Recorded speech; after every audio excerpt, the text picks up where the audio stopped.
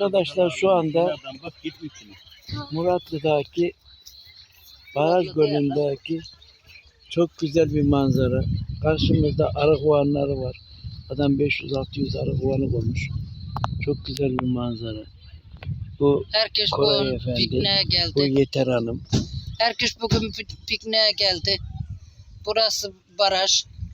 Barajın kenarlarında adam 500-600 kovan arı yapmış.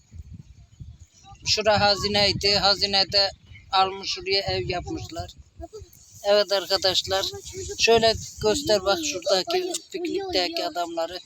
Bak uyanlar. Bu da paşamız. Paşa el salla. Bu da gölümüz. Burada da balık tutuyorlar adamlar.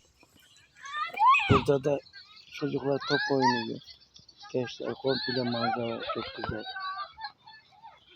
Karşıda yine